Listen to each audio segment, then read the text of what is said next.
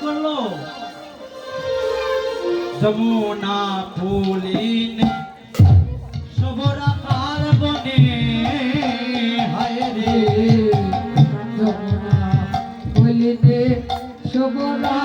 কার বনে আজি মাঝে করে বসে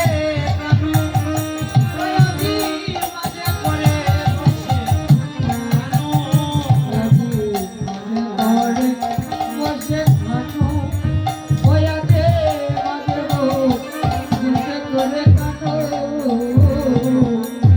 ওরে পাতি নবপা কান্ধেরি মা কান্ধেরি মা ওই আজি জলবরি শিক্ষা বেনুরে আজি জলবরি শিক্ষা বেনু ওয়াতে জলমর চিকা বেনুরে আজি জলমর চিকা যমুনা ফুলিনে সবরা কাল বনে হাইরে যমুনা ফুলিনে শোভনা কার বনে আজি ঘন করায় সুখে ভুজন করায় সুখে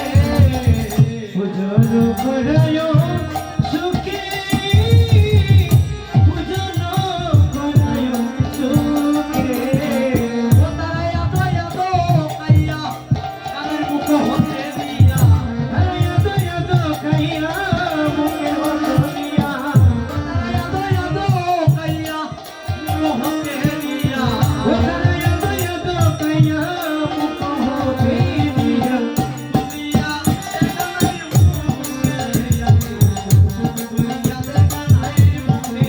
ওয়ে দি তুদিয়া দে কানাই মুখে হইয়া তুদিয়া দে কানাই মুখে সত্যভাবে আকাশিনে না সত্যভাবে আকাশিনে না সত্যভাবে কানাই চিনে না সত্যভাবে কানাই চিনে না কাইয়া দে দে সত্যভাবে কানাই চিনে না কাইয়া দে সত্যভাবে কানাই চিনে না সত্যভাবে কানাই চিনে না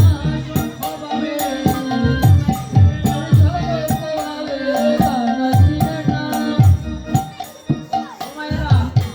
জীবনে কোনোদিন ঠাকুর সেবায় যেমন আসছে ঠাকুর সেবা দেয়নি কোনোদিন আমি খাই দিচ্ছি ওরা গোবিন্দরে দিলাই যাবো তোমার এমনি ওদের ফল খাইয়ে গোবিন্দরে ও মা সেই ভক্তি এখনো জাগ্রত হয় না যতক্ষণ পর্যন্ত শুদ্ধ ভক্তি ভিতরে জাগ্রত না হয়েছে ওই সবরই দিয়েছিল না রামচন্দ্র প্রভুকে যে কোন ফলটা খাইয়া দেখিলে লাগে ভাড়া এমন ভক্তি জাগ্রত হয়েছিনি ঠাকুর ঘরে যখন ফল নিয়ে যায় এই ঠাকুর ঘরে বলতে দিতাম দেখিনি কোনটা ভালো কোনটা মন্দ যদি আমার ঠাকুরের না খাই আমি তো খাইয়া দিতাম সেই শুদ্ধ ভক্তি এখনো জাগ্রত হয়নি যতক্ষণ পর্যন্ত সেই মধুর ভক্তি সেই শুদ্ধ ভক্তি জাগ্রত না হয়েছে ততক্ষণ পর্যন্ত গোবিন্দ দর্শন করা যাবে না ওমা ওই সবরই অর্ধেক খাইয়া অর্ধেক ফল রামচন্দ্র প্রভুর জন্য রাখতো ওই ফলটা ভালো আর যদি বিষ থাকে একটা ফলের মধ্যে যে আমি মারা যাবো আর আমি মারা গেলে আমার রামচন্দ্র প্রভু কখনো মরবে না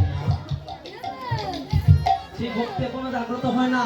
আজকে আকাল বন্ধু চিন্ত কানাই যে ভগবান তারা কি অর্ধেক খাইয়া অর্ধেক কানাই মুখে দিত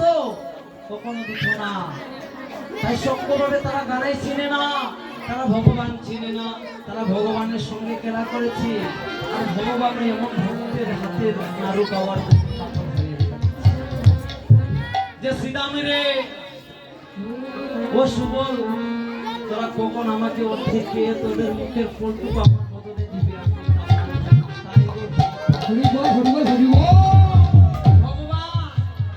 ভগবান অপেক্ষা করে বসে থাকেন যে আমার ভক্ত ঠাকুর করে আসিয়া কখন আমার জন্য ফল নিয়ে আসবে কখন আমাকে সেবা দিবে কখন আমি সেবা গ্রহণ করব আর সেই ঠাকুর ঘরে যাওয়ার কথা মনে থাকে না আমাদের চিন্তা করি ঘুম থেকে উঠিয়া করি না যে ঠাকুর অপেক্ষায় বসে থাকে কখন আমার ভক্ত আমাকে সেবা দিবে আসিয়া। এমন কোনো ভাব নিয়ে দাও, ঠাকুর ঘরে নিয়ে দাও, গোবিন্দ আজকে তোমাকে সেবা দিয়ে আমি সেবা করব। গোবিন্দ একদিন না একদিন তোমাকে সারা দিবে। সেই গোবিন্দ অপেক্ষায় বসে থাকেন আমার ভক্ত যদি আমাকে সেবা দেয়, আমি ভক্তের মুখে হার করে ভক্ত দিনে তাই। আজ যেদিন ভক্তের তরি অচল হইবে আমি নিজে বই খাওয়াই।